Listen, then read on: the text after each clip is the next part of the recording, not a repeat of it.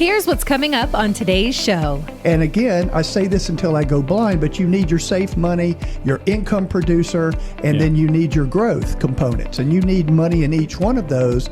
In one of those three, something's always working. Welcome to the How Money Works podcast with Craig and Jennifer Moser of Maestro Wealth Advisors, serving you throughout the Triad of North Carolina for more than 30 years.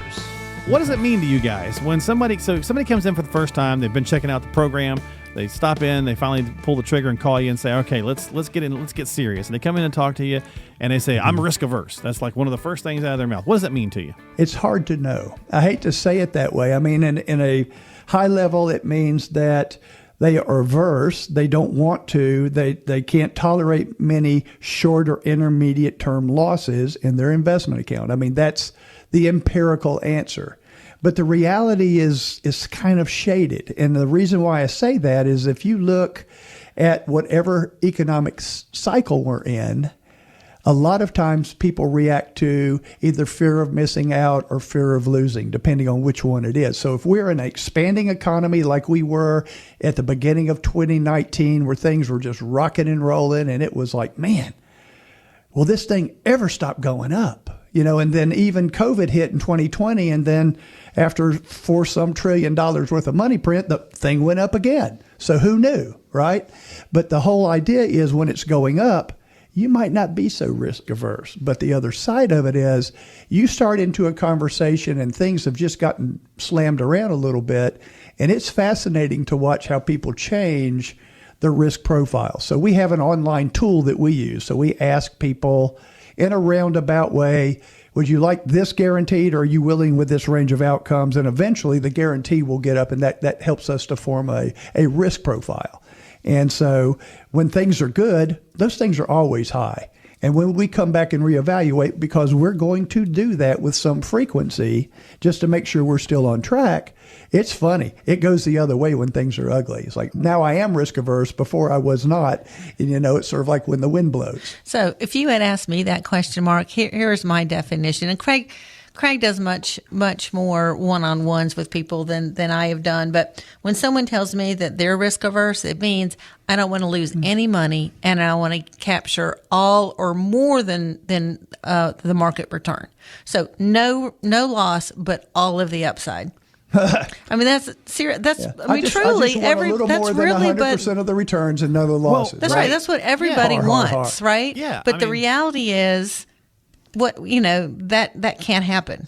Right. Unless you are Back to the Future and you've got, you got the sports almanac that you use. Exactly. Yeah, right. You already knew what was going to happen before it ever happened. Well, but that's a great point, Jennifer, because I think so many of us, we just don't know, right? And we just say, hey, look, I need to make as much as I can, but I also don't want to lose anything. So how do you go about doing that, right? So my question, I guess, to follow up would be, how do so many people get to the spot where they actually, because they'll say they're risk averse, but then when you guys are dissecting and doing your forensic analysis, you find that most of them actually are in risky places. And it's not really, you made this point. It's not as much as I can. I'm not making as much as the news says the market's been up between this point and this point. Okay. Or as much as the neighbor has said that they've made, or their brother or their sister. Yeah. Because one, they started at a different time in the market, and then always, it's just like the fish. The fish is so big, that fisherman, everyone is going to overinflate what they're doing. Oh, yeah, and how what's caught a fish this big, right? Yeah. Exactly. Yeah. Let me give you Warren Buffett. Okay. So this is Warren Buffett. He was one of his things he does in Omaha once a year. And here's his quote. He says, the stock market is a no-called strike game. I'm not sure I understand that. He says, you don't have to swing at everything. You can wait for your pitch. The problem when you're a money manager is that your fans keep yelling, swing, you bum. And that's one of the issues. That's one of the issues with managing money. If somebody starts at the bottom of a market, it's probably going to go up just because it is. And if somebody starts with us at the top of a market, 2021 was the end of the last highest point, then you got to look at that and be honest with yourself. If these things have gone down, sometimes as much as 27 or 35% in the U.S. markets in that window of time, okay, if you expect to see a positive return, somebody had a magic bullet somewhere. That's not a repeatable thing. I mean, the S&P was down, 18% in 2022? I mean, you're going to get some of that if you own stocks. So you have to be realistic. And instead of saying, you should have had me in CDs or whatever it is, you need to be realistic. And again, I say this until I go blind, but you need your safe money, your income producer, and then you need your growth components. And you need money in each one of those. In one of those three, something's always working. Always. Yeah. Always working. And in one of those, probably it's not doing good in that one particular window of time, that year. So you need to look at all three and say, I'm not betting on one horse. I've got three in the race at least. When things are really good, I'm going to trim off of the top of my growth piece. When things are really bad, I might have to pull out of my money markets and CDs. And when in a normal world happens, I'm going to have income from my real estate and my bonds and my notes and my, those types of things, dividends. And then you look at all three and make good decisions and understand the combination of those returns might not be as high as the best one in the best year, certainly should not be as bad as the worst one in a bad year. And you keep pushing down the road because you are not betting the farm on one particular style of investment. Yep. Craig, as we're talking about risk aversion, let's describe a situation where you've seen someone carrying a lot more risk than they realized. I have this story, and I hope this person's not listening. He was a nice guy. He really was. And he was a super sharp executive with a company here in this area.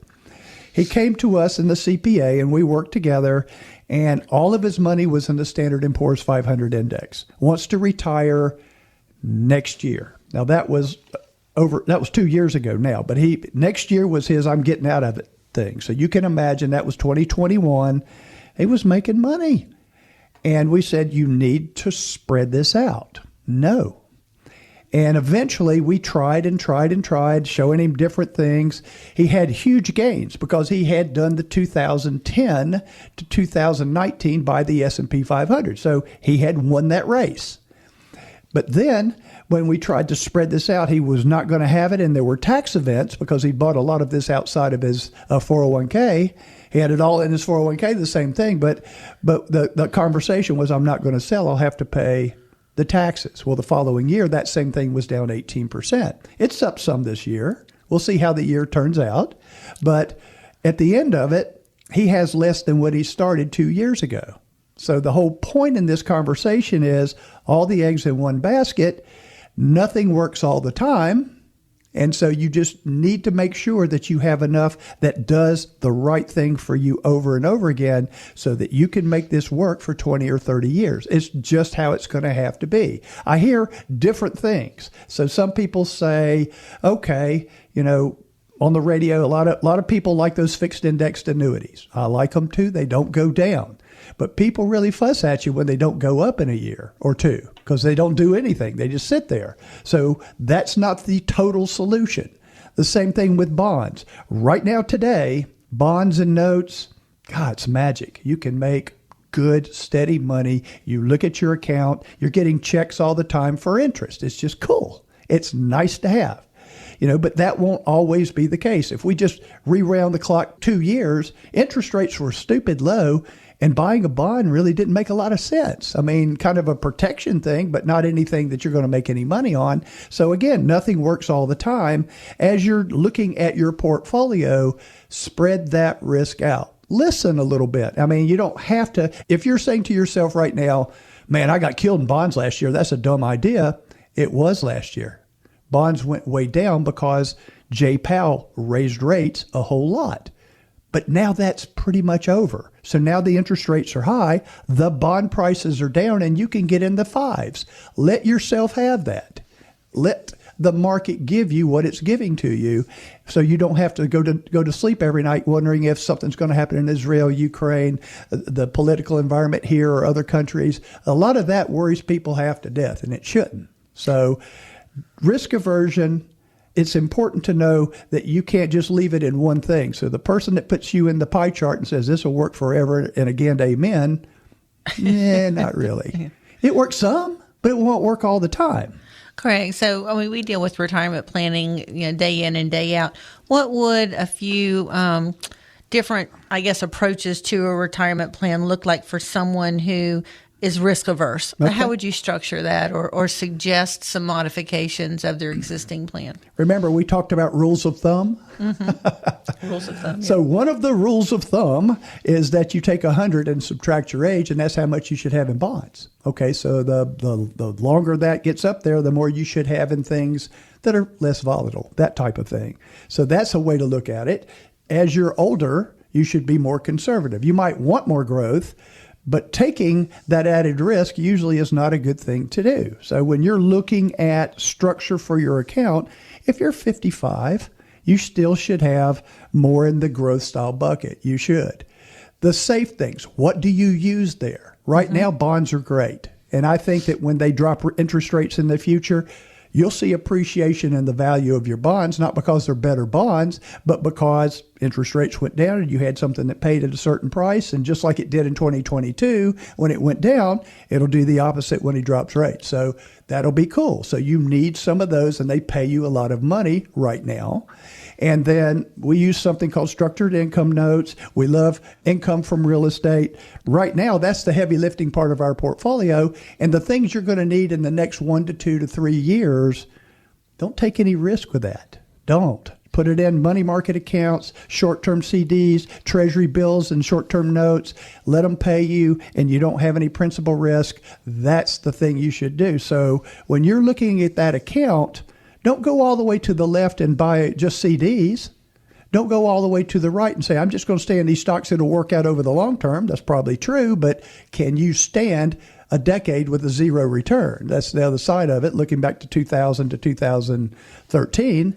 And then make sure that you have put things in different buckets, containers, baskets, whatever you want to call it, so that you are in a position to where something is always working in the account. Craig, you talked about structured notes. You talked about bonds. You didn't really talk about, the annuities. The fixed indexed annuity, which would also give some people some protection of that downside risk. Right. I mean, there's some other things that go on with an annuity, but that would be another possible addition to a client's portfolio. So let's talk about those, because a lot of people use them. So might as well just look at that and say, if you're going to use an annuity, what is your goal? Is it risk aversion, zero downside potential for loss? Is it, I need to create myself what will look, smell, and act like a pension for me and perhaps my spouse for the rest of our lives together combined? You need to have a goal for those. Just because somebody's a hammer, you don't have to be a nail, because that's what they have to sell. I hate to say that, but make sure that that tool fits what your goals are. Thank you so much for checking out the podcast today. If you have any questions about what we've discussed, remember, you can get a complimentary financial review with the team at Maestro Wealth Advisors by calling 336-448-1086 or go online to howmoneyworksradio.com for other great resources and ways to reach the team. You can also check the show notes of today's episode for our contact information as well. And don't forget to subscribe to the podcast on your favorite app so you never miss an episode. We're on Apple Podcasts, Spotify, Google Podcasts, and all the most popular apps. For Craig and Jennifer Moser, I'm Mark Killian. We'll talk to you next time on the How Money Works podcast.